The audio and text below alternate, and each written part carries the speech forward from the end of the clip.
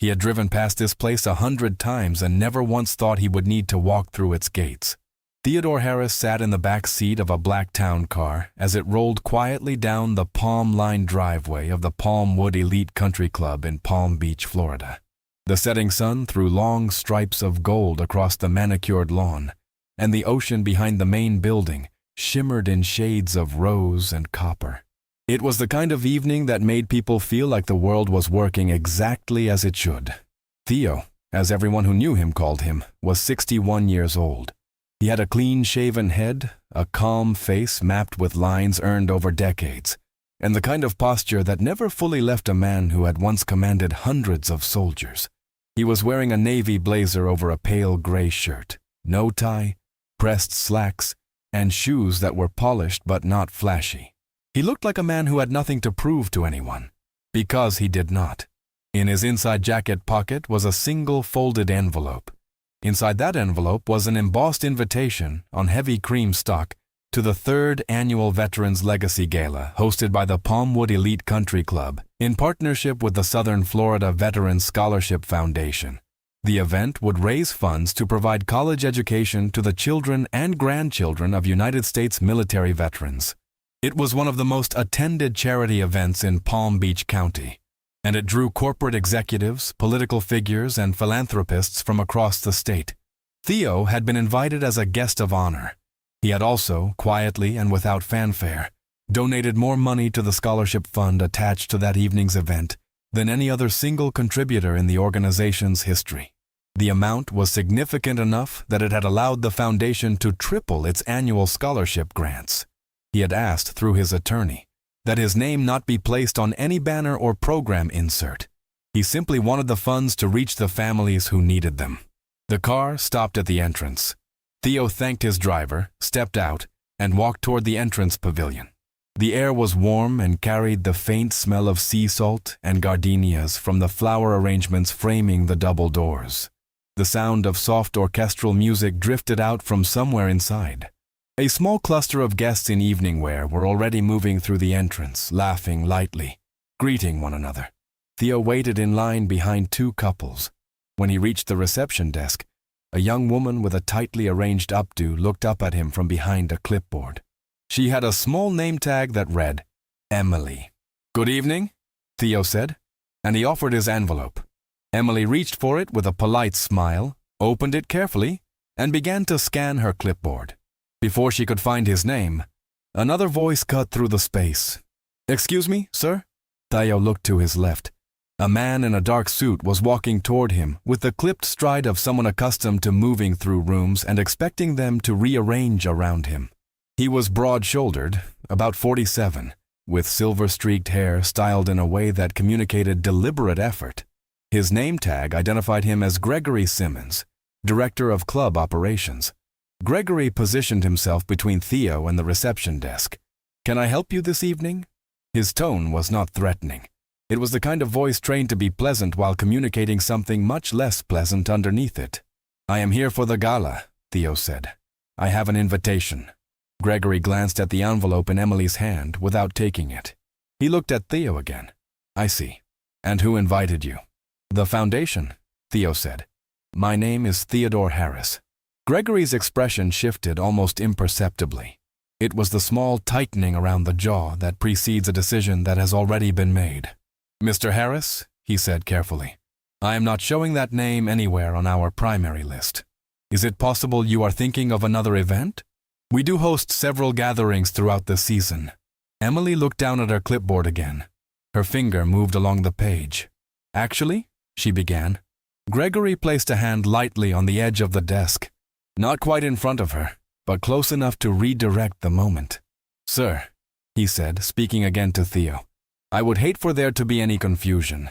If you give me a moment, perhaps we can sort out where the mix-up occurred and get you directed to the right location." Theo looked at him steadily. There was no anger in his face.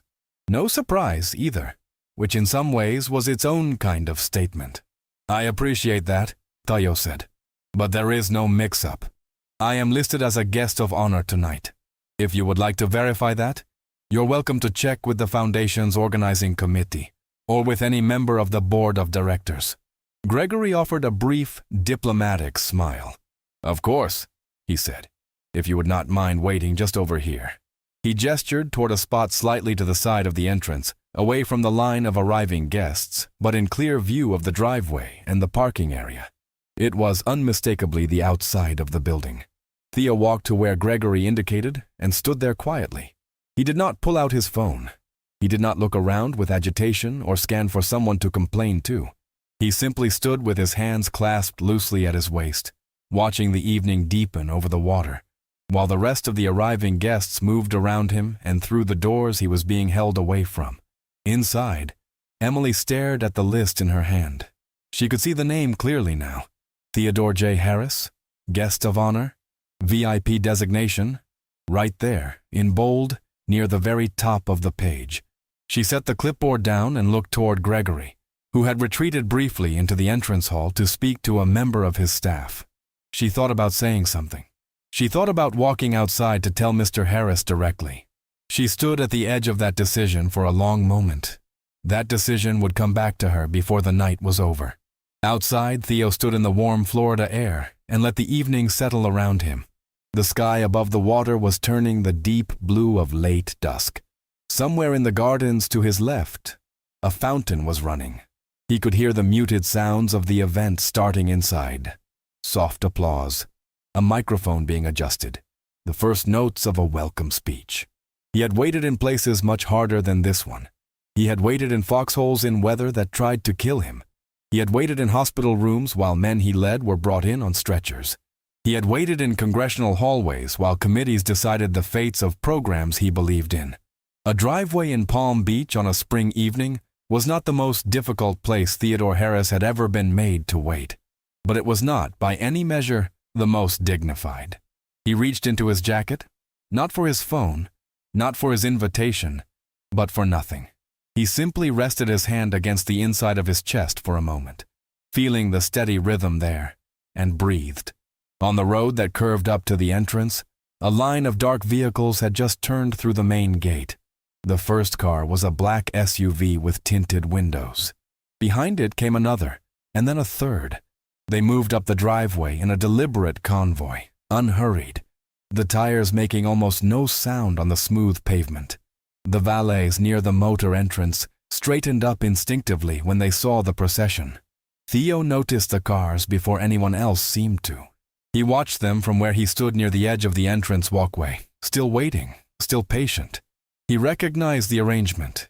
He had been part of motorcades like that for most of his adult life. And you did not forget the way that kind of organized presence moved through a space. The first SUV came to a stop. A door opened. A woman stepped out. Margaret Collins was 66 years old, and she moved like someone who had long ago decided that the world would simply have to make room for her.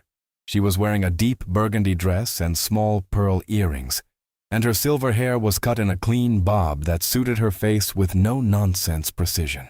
She had built her business from a regional logistics company into a national firm over 3 decades, and she sat now as president of the Palmwood Elite Club's board of directors, a role she had accepted because she believed institutions needed people inside them who would insist on standards. She was the kind of woman who noticed things. As she stepped away from the vehicle and turned toward the entrance of the club, she stopped. There, standing to the side of the entrance walkway, quietly apart from the arriving guests, was a man she recognized immediately. Margaret Collins walked directly toward him.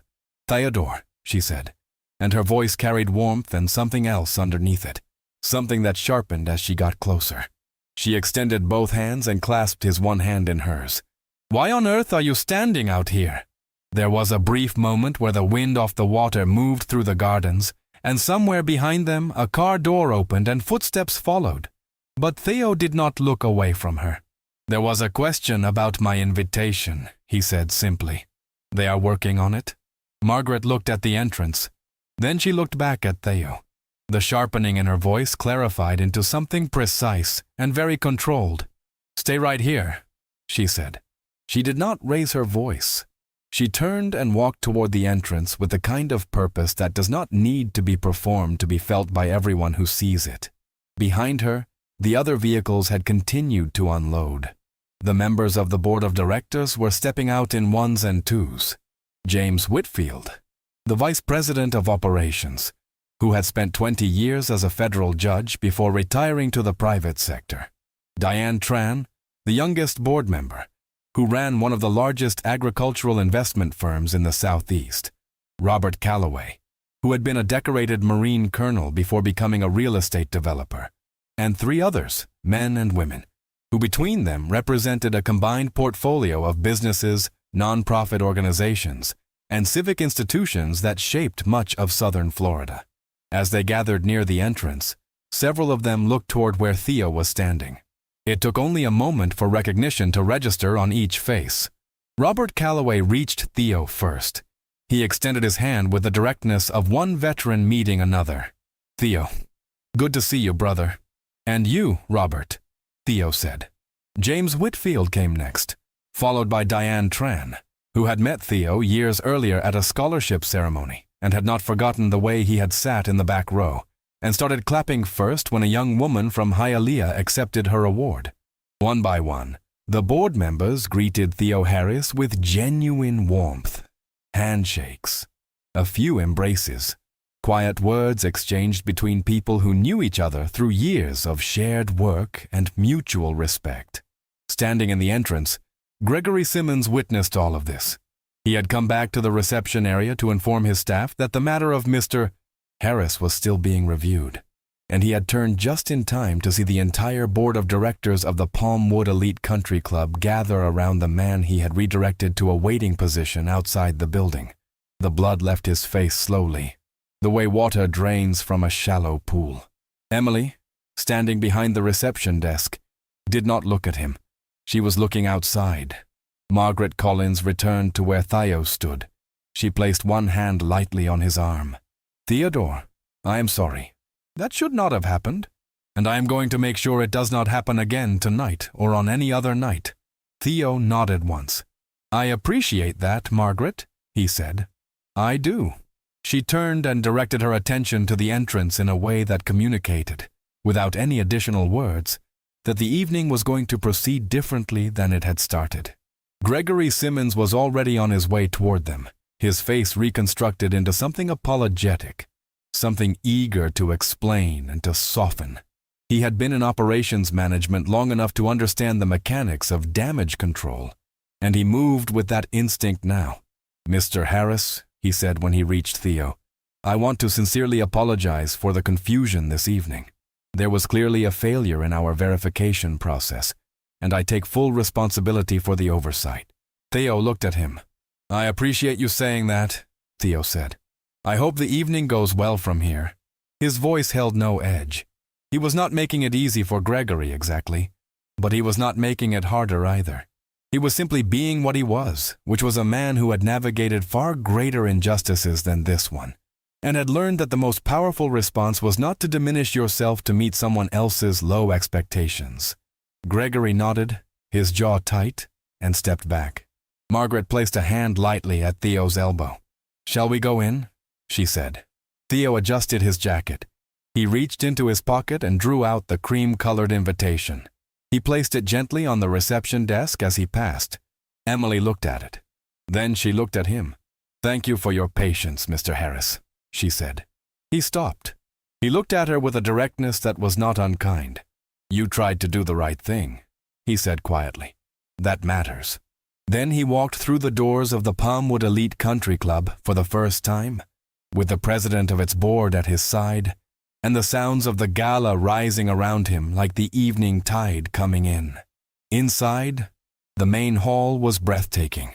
The ceilings were high and vaulted, and the room was lit with warm amber light from chandeliers that cast everything in the color of late afternoon. The tables were set in white and gold, and at the far end of the room, a raised stage held a podium and a projection screen that currently displayed a rotating gallery of photographs of American service members across different eras. Young faces, old medals, uniforms from decades stacked on top of each other. Theo stopped for just a moment and looked at those photographs. Then he moved toward his seat. The room did not know yet what had happened outside, but it was about to find out, and when it did, The evening was going to mean something different than anyone who planned it had originally anticipated. The ballroom of the Palmwood Elite Country Club had been designed to impress, and on most evenings it succeeded without effort. The tables seated 200 guests, each place set with the kind of quiet excess that does not announce itself loudly, but is felt in the weight of the silverware and the softness of the linen. At the center of each table sat arrangements of white orchids in low glass vessels, their reflections doubling in the polished surface below. Along the western wall, floor-to-ceiling windows opened to a terrace above the water, and the Atlantic caught the last of the evening light and held it in shifting planes of deep blue. Theo was escorted to the head table, which ran across the front of the room slightly elevated from the others. Margaret walked beside him, and the board members followed in a loose, informal group. As they moved through the room, heads turned. Not because the crowd knew who Theo was. Most of them did not yet.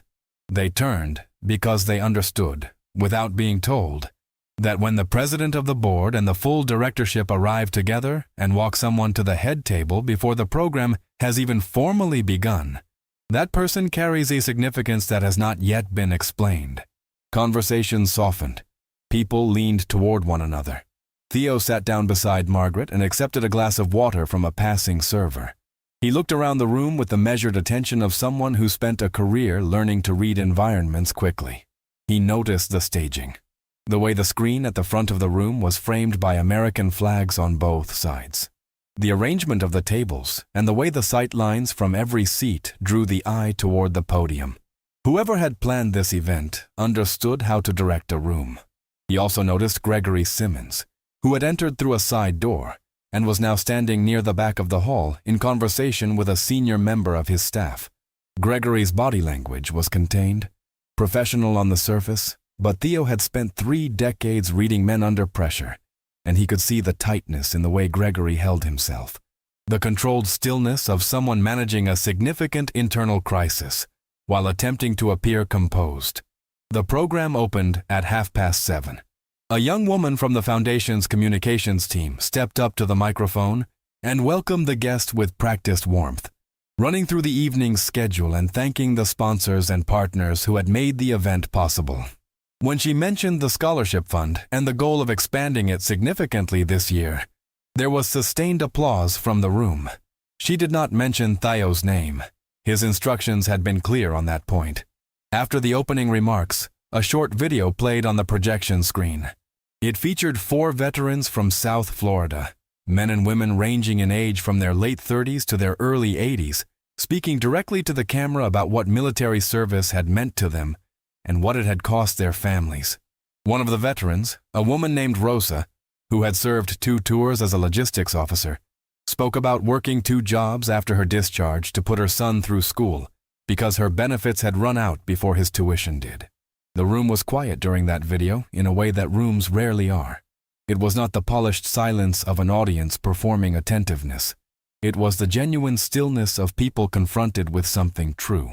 Theo watched the screen. He had heard stories like Rosa's more times than he could count.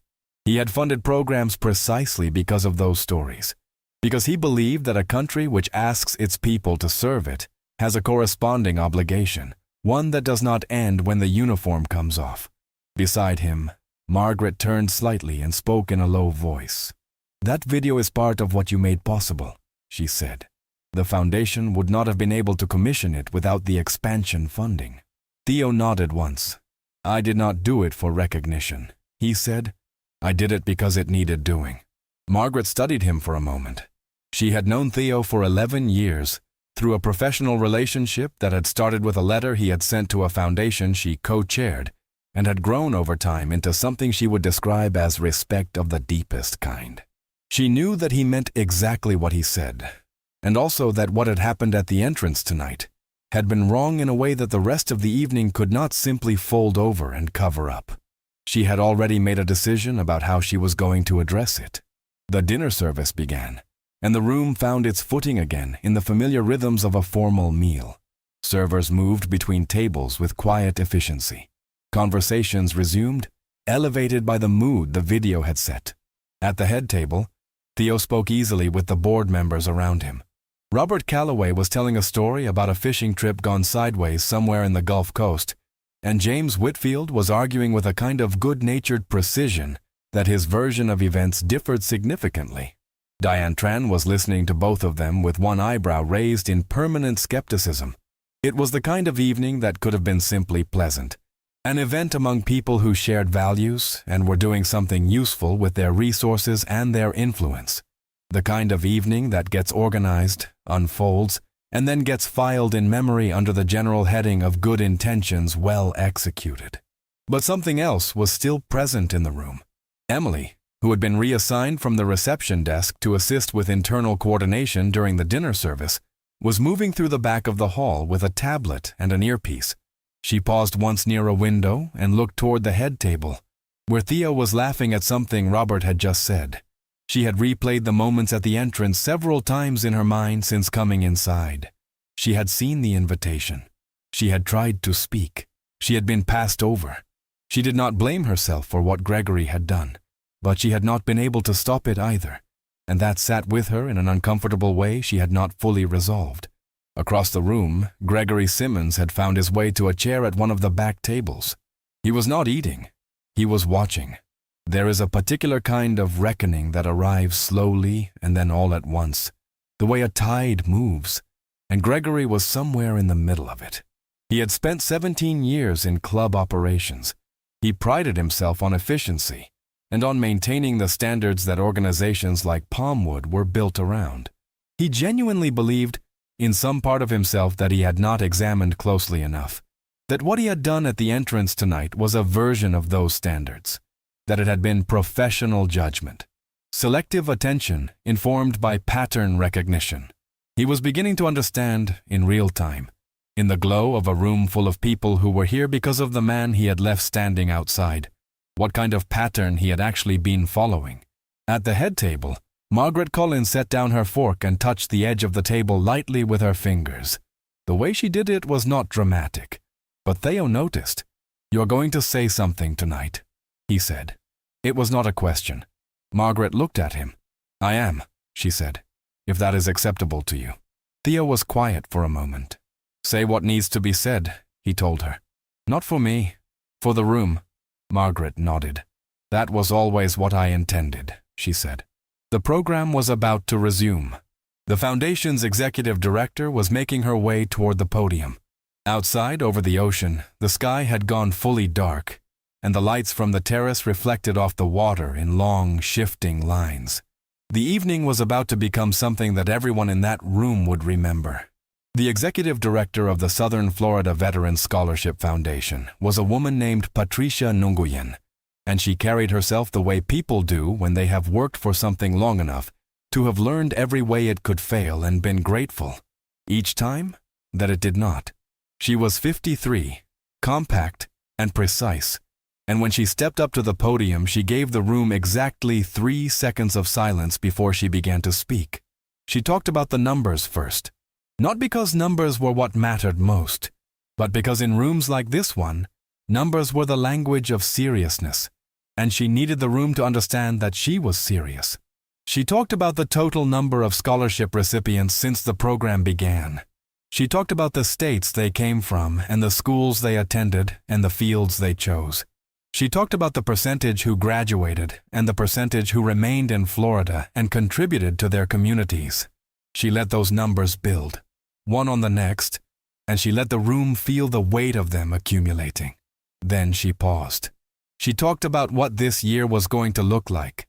She talked about the expansion, the new grant categories, the partnership with community colleges across the state, the mentorship program for first-generation students, the emergency financial assistance component for families in crisis.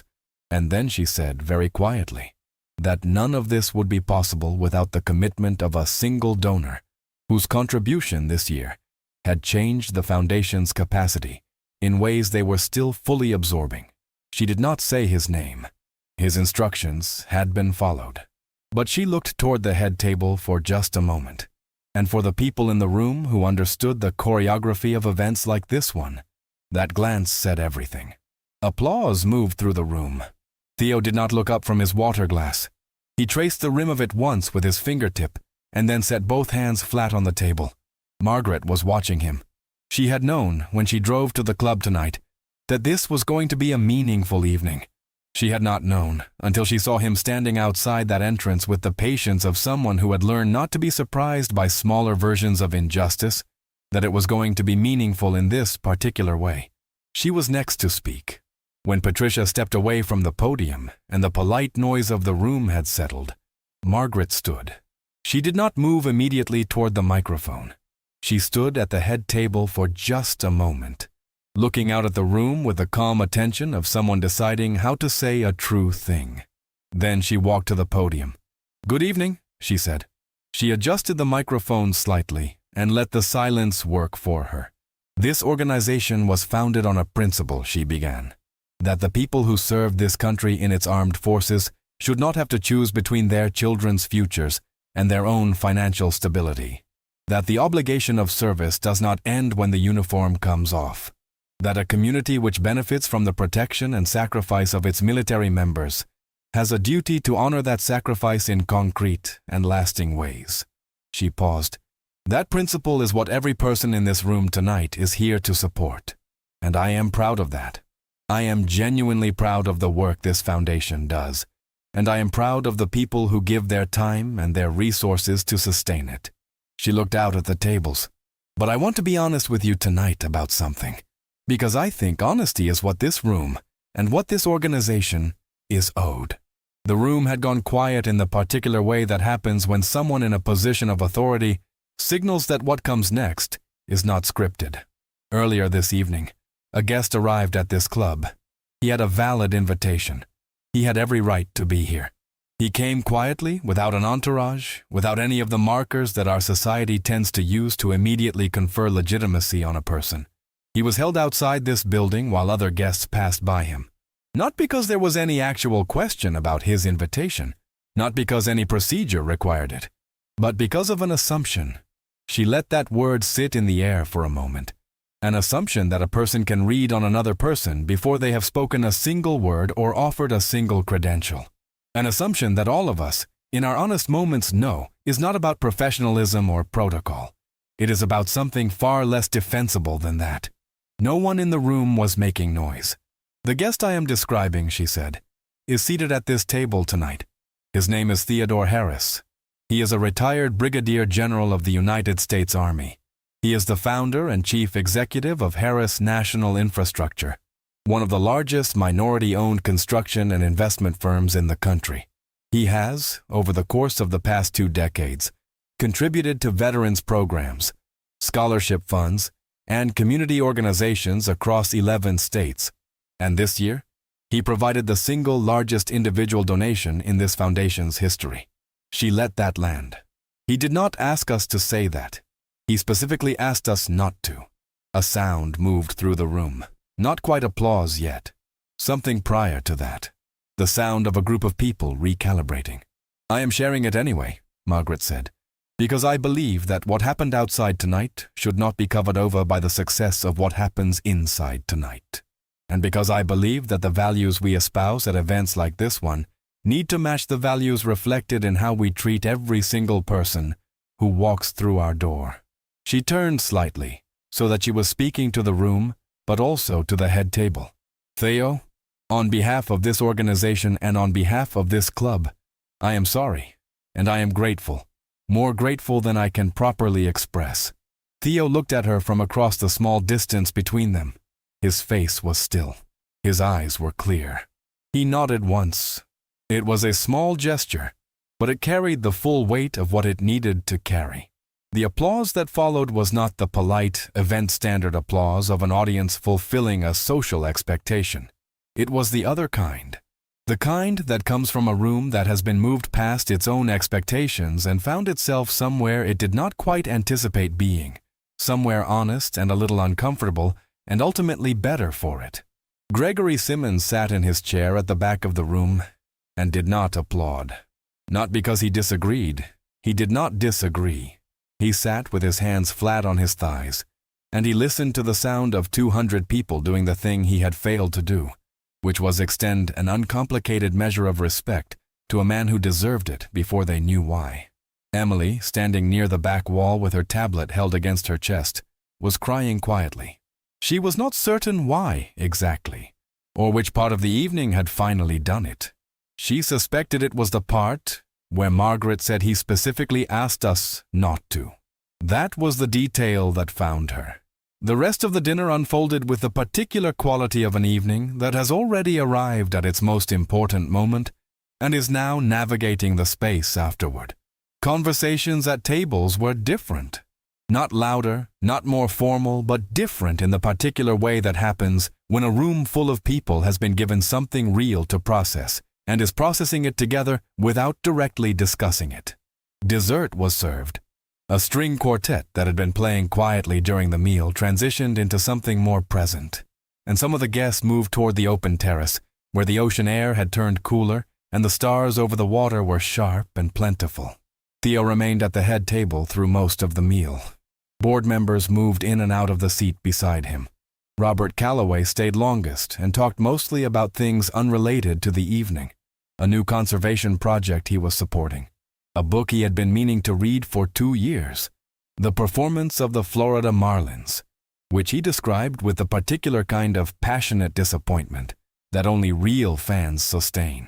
Theo listened and responded and was, for those stretches of conversation, simply a man at a dinner with people he respected. But the evening had other moments still ahead of it. Patricia Nguyen came to find him during the transition between dinner and dessert. She sat down in the chair to his left and leaned slightly toward him with the directness of someone who did not want to waste his time with preamble. "I need to ask you something," she said, "and you can absolutely say no." He looked at her. "We have a short presentation in the second half of the program," she said. "The scholarship recipients from last year are going to speak briefly. 4 of them." She paused. "I would like to ask if you would be willing to say a few words to them afterward. Not about the foundation, not about the donation. Just from you to them. Veteran to scholar. Whatever you feel appropriate." Theo was quiet for a moment. "You understand why I asked that my name not be used tonight," he said. "I do," she said. "And I am not asking you to undo that. I am asking you to talk to those 4 young people about something you know more about than anyone else in this room." He looked toward the stage, where staff were arranging materials for the second half of the program. "What do you know about them?" he asked. Patricia smiled slightly. "One is studying civil engineering at Florida State. One is going to nursing school in Gainesville. One is 3 semesters from a degree in computer science at Miami-Dade. And the 4th just got accepted to law school." Theo nodded slowly. "I will say a few words," he said. The second half of the program began with a short video tribute to veterans who had passed away in the previous year. Members of the local military community who had served in different branches and different eras and had left behind families, legacies, and in some cases the scholarships that bore their names. Then the 4 scholars were introduced. They came up to the front of the room one at a time, and each of them spoke for about 2 minutes from notes they were clearly nervous about, but delivered well. The civil engineering student, a young man named Marcus whose grandfather had served in Vietnam, talked about what it felt like to sit in a design class and think about his grandfather rebuilding bridges after he came home. The nursing student, a woman named Amara, talked about her mother's service as a military medic and how it had shaped her own understanding of care. The computer science student, a young man named Darian, was the most technical and the funniest, describing with specific comedic precision the moment he realized that his full scholarship meant he could stop working his 3rd part-time job. The law school admit, a woman named Sophia, spoke last, and she was the most composed and the most direct. She said, "I come from a family where service is not a resume item. It is a value. My father served for 22 years and never asked for recognition. He just did the work. That is what I intend to do. And I am grateful, beyond any words I have available to me tonight, to whoever made this possible." She looked out at the room when she said the last sentence. The room understood. When the 4 of them had finished and were standing together near the podium, Patricia stepped up and introduced Theo. She did it simply. She gave his military rank, the name of his company, and the number of years he had been connected to veteran support programs. She did not repeat what Margaret had said. She did not need to. Theo stood and walked to the podium. He looked at the 4 young people standing to his right. Then he looked out at the room.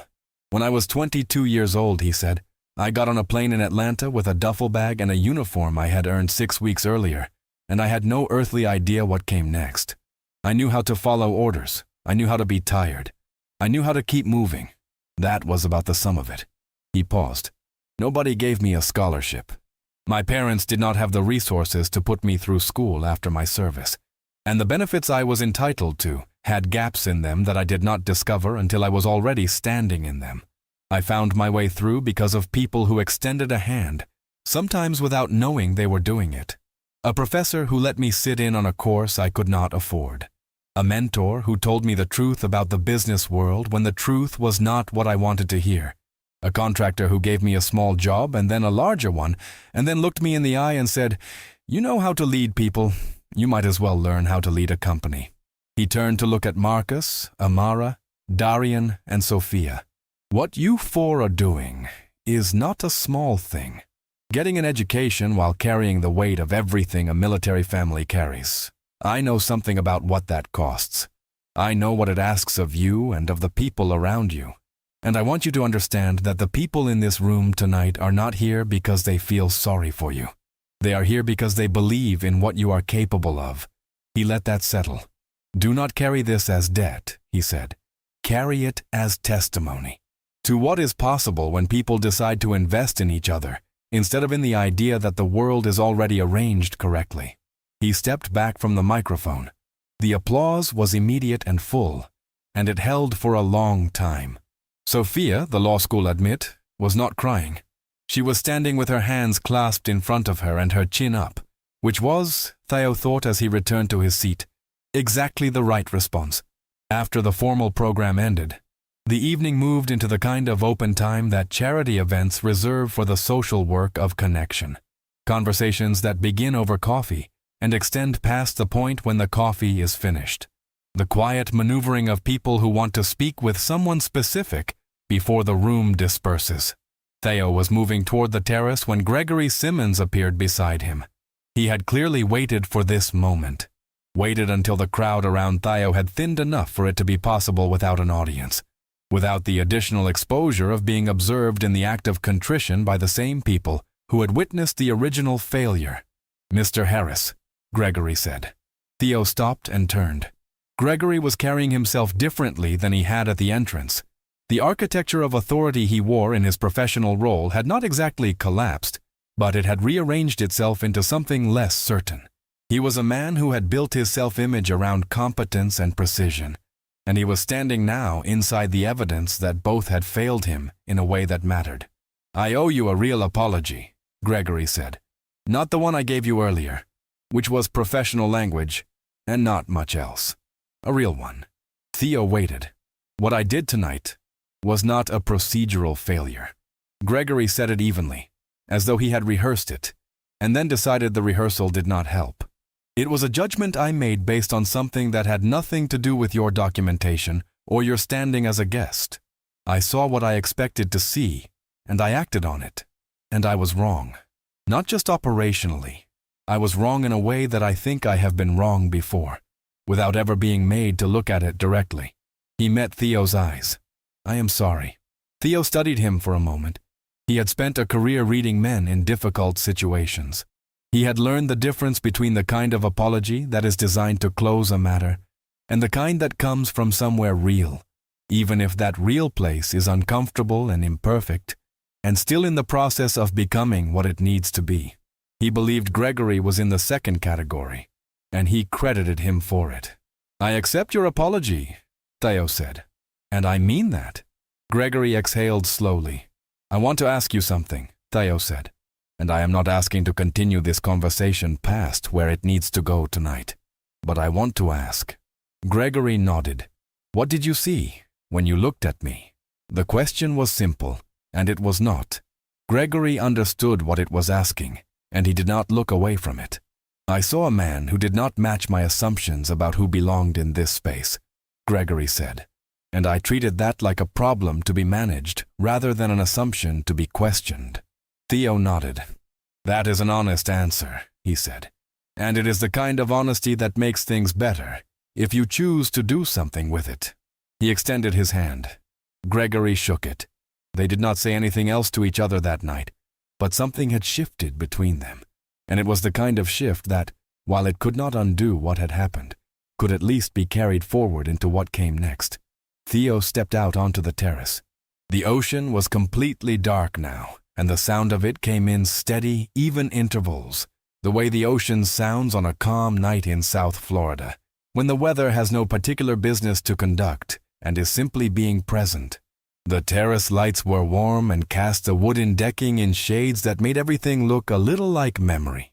Robert Calloway was out there, as Theo had guessed he would be, leaning on the railing with a glass of something amber and looking at the water with the satisfied expression of a man who has eaten well and said his piece and is not in a hurry. He did not look over when Theo came to stand beside him. You gave a good speech, Robert said. I gave a few honest sentences, Theo said. In this business, Robert said, those are the same thing. They stood for a while without speaking. The sound of the party inside was a soft backdrop, the kind of sound that reminds you that you are outside it by choice, rather than exclusion. Can I ask you something? Robert said after a time. Theo gestured slightly with his hand. Go ahead. Did tonight surprise you? What happened at the door? Theo looked at the water. No, he said. Robert turned his head slightly. I have been doing this, Theo said. Whatever version of this I have been doing for 40 years. The form changes. The settings change. The sophistication of the mechanism changes. But the mechanism does not. He paused. What I still find surprising is when it happens in a room full of people who could choose something better and mostly do. That part. The part where the room turns out to be larger than the smallest thing it did. That still surprises me a little. Robert was quiet for a moment. I think that is why you keep doing it, he said. The funding and the programs and the showing up to these things in a blazer when you would rather be somewhere else. Theo smiled. It was a small smile, but genuine. I wear this blazer very happily, he said. Robert laughed. It was a full, uncomplicated sound, and it moved out over the water and dissipated into the dark. Inside, Margaret Collins was in a brief meeting with 2 members of her staff.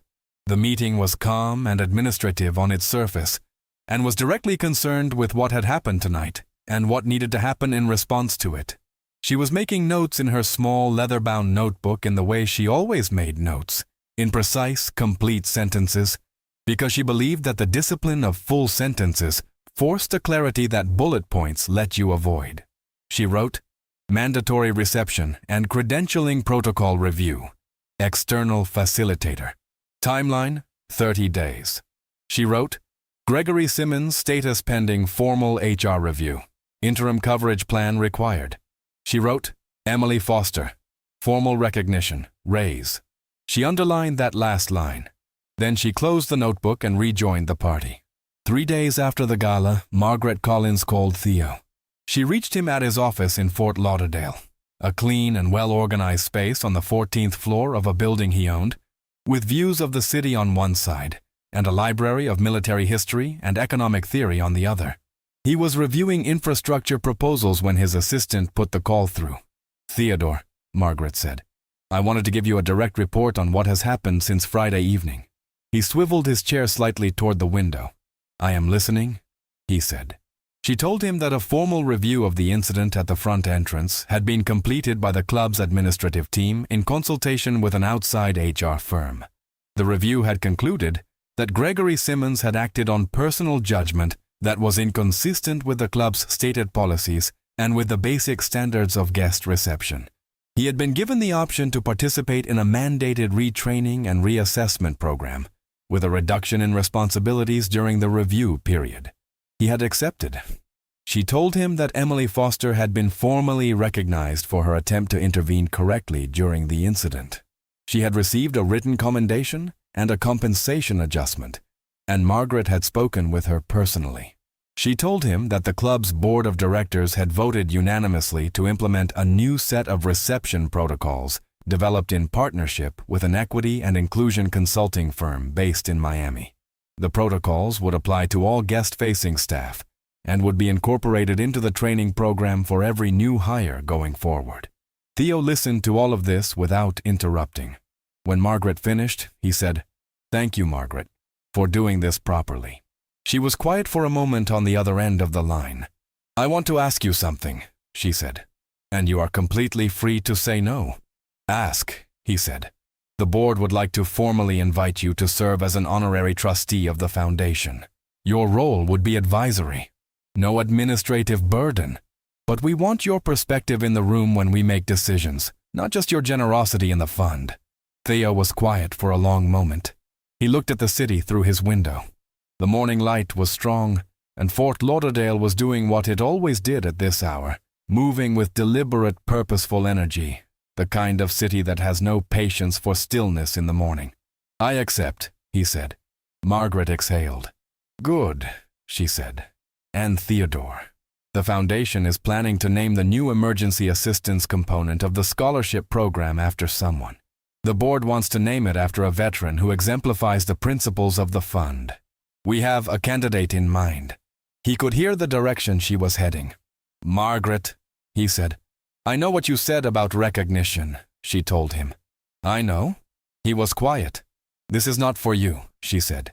"This is for every person who walks into the room of their life and is told, without any justification, that they do not belong there. This is a signal about who does." Theo looked at the military history on his shelves, columns of spines that held the stories of people who had done difficult things in difficult circumstances and had left records behind so that other people would not have to start from zero. He thought about Marcus, who was going to design bridges, about Sophia, who was going to argue cases in rooms where the rules were supposed to protect everyone equally, about Amara, who was going to keep people alive, about Darian, who was going to build systems that future people would rely on without knowing his name. He thought about the young soldier he had been at 22, standing at the edge of everything with a duffel bag, and no idea what the next chapter held. "All right," he said. "If it means what you say it means." "All right, thank you," Margaret said simply. The call ended. Theo sat for a moment in the quiet of his office. Then he turned back to the infrastructure proposals on his desk and picked up where he had left off. He was a man who knew how to keep moving. 2 weeks later, a private meeting was held at the Palmwood Club between Theo, Margaret, and the Foundation's executive team to finalize the structure of the advisory role and the parameters of the naming program. The meeting was brief and productive and ended over lunch on the terrace, which, on a mid-morning in May in Palm Beach, was the kind of experience that makes you understand why people are willing to pay what they pay to live near the water. Theo had brought a folder of suggestions for the emergency assistance component. Specific program structures he had seen work in other contexts. Eligibility frameworks, partner organizations, a list of potential community colleges for expanded outreach. Patricia Nguyen went through the folder with the focused attention of someone who recognizes useful thinking when it is placed in front of her. "You have been planning this for a while," she said. Theo shrugged. "I have been paying attention for a while," he said. "There is a difference." Patricia looked at the folder and then at him. "No," she said. "In this case, I think those are the same thing." That afternoon, as Theo was leaving the club to return to Fort Lauderdale, he paused at the entrance. The same entrance where, 3 weeks earlier, he had been redirected to a waiting position on the sidewalk. It looked different in the daytime, quieter. The orchid arrangements were fresh, and the doors were propped open to let in the morning air. A new staff member was working the reception area, a young man Theo did not recognize, who looked up when Theo came through the doors and said with no hesitation, "Good afternoon, sir. Welcome to Palmwood." Theo smiled. "Thank you," he said. He walked through and did not look back. 6 months later, the landscape of the Palmwood Elite Country Club had changed in several ways that were visible to anyone paying attention, and in several more ways that were not visible at all, but were, in some respects, more significant. The entrance pavilion had been redesigned. Not dramatically, not in a way that announced itself as a response to anything in particular, but with intention. The reception area was more open, the credentialing process more transparent, and new signage welcoming guests in a way that was direct and inclusive had been placed at eye level near the main doors. The floral arrangements were the same. The doormen were different, or rather they were the same people operating under a different set of expectations, which amounted in practice to nearly the same thing. Gregory Simmons had completed his retraining and returned to a modified operational role that involved greater oversight and a reduced scope of unilateral decision-making authority. He was working, by all accounts, with genuine effort. He had requested, independently of any HR requirement, a meeting with the equity and inclusion consultant who had designed the new reception protocols. He had asked the consultant to walk him through the research framework that had shaped the training. He had taken notes. The consultant later told Margaret that in her experience, the people who came to those meetings because they were required to came with their arms crossed and their eyes somewhere between absent and defensive. Gregory had come with a legal pad and had stayed an hour past the scheduled time. Margaret had filed that information without comment in the same notebook where she had written Emily's name with a line under it. Emily Foster had, by this point, been promoted. She was now managing guest relations for the club's event programming, a role that put her in charge of the exact processes that had failed on the night of the gala. She had spent the first month in the role reviewing every aspect of those processes with the specific skepticism of someone who had watched them fail in real time and was not willing to let that happen again on her watch. She was good at it. Exceptionally good, in the way that people become exceptionally good at things. They have a personal stake in getting right. The scholarship program, the one formally designated as the Theodore J. Harris Veterans Family Education Fund, had in its first 6 months approved grants for 47 families across South Florida. The applications were coming in at a rate the foundation had not anticipated, which meant that the expansion funding Theo had provided was being deployed ahead of schedule, and the board was already in conversation about what a second round of major funding might look like. Several local news outlets had covered the story of the gala evening, drawing on accounts from people who had been there and on a brief public statement the foundation had released. The stories had been measured and factual. They described what had happened at the entrance, what had been said in the room, and what the foundation had done in response. They described the scholarship program and its impact. None of them fully captured what the evening had actually been, because evenings like that one are resistant to being captured. The significant thing about them is not the event itself, but the way it reorganizes the people who were present, how it shifts something in them that then continues to shift things in everything they do afterward. Sophia, the law school admit, had enrolled at the University of Miami School of Law on a full scholarship. She had written a letter to the foundation that was 3 paragraphs long and composed with the precision of someone who was already beginning to think like a lawyer. The 3rd paragraph said that she was planning to focus her studies on veterans' rights and military family law, and that she intended, when she was licensed and practicing, to offer pro bono services to veterans navigating the benefits system. She signed the letter with her full name and her father's military branch. Marcus was in his 2nd semester at Florida State and had emailed Patricia to let her know that he had been selected for a summer internship with a civil engineering firm in Tampa. He said in the email that the internship supervisor had told him the scholarship on his resume had been a factor, because it told her something about his commitment and his circumstances both. Amara was in clinical rotations. She had sent a brief text to the foundation's general contact email that said simply, "Passed my first clinical eval. Thank you. Still going." Darian had attended a tech entrepreneur event in Miami where Theo had been one of 3 speakers on a panel about building companies outside the traditional corridors of investment and access. Darian had not known Theo would be there. He had waited after the panel and introduced himself.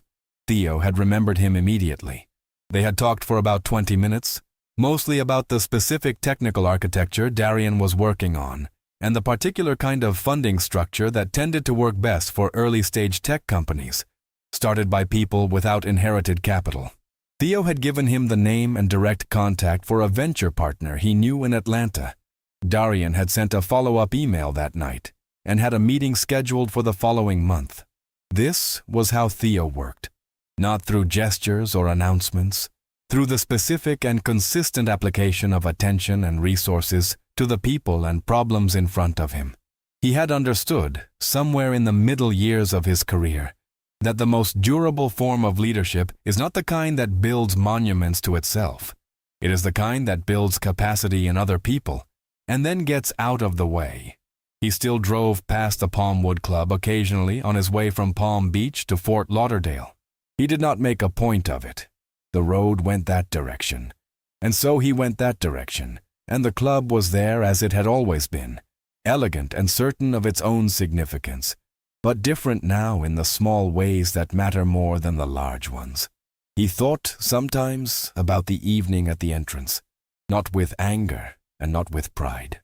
He thought about it the way he thought about other difficult moments he had moved through, as a data point about the world, specific and important, that had been worth paying attention to. He thought about Gregory Simmons in a meeting room with a legal pad, asking questions. He thought about Emily, managing the processes she had once watched fail, with the eyes of someone who knew what failure looked like from the inside. He thought about Margaret saying the words, "It means something different to be here than it means to appear here," at a board meeting that had happened in the weeks after the gala, when the board was discussing not just the incident, but the broader question of what kind of institution the club intended to be going forward.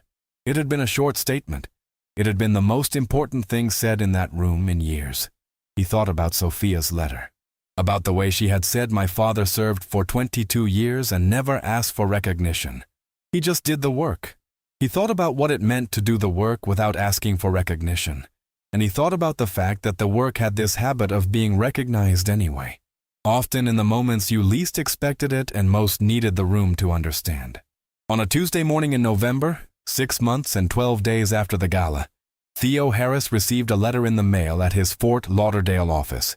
It was from a 14-year-old girl in Homestead, Florida, whose father had served 2 tours and whose family had received an emergency assistance grant from the Theodore J. Harris Veterans Family Education Fund in September to cover a crisis in their housing situation. The letter was 2 pages, handwritten on notebook paper, in a hand that was careful and slightly uneven in the way of someone who does not write letters very often, but understands that this one requires the effort of handwriting. She wrote about her father, about what he had done in the military and what he was doing now, which was working in construction and going to school part-time for project management.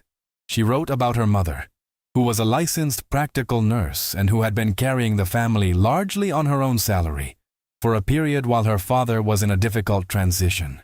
She wrote about the months before the grant, which she described with the economy of a person who has learned to talk about difficulty without making it perform for the listener.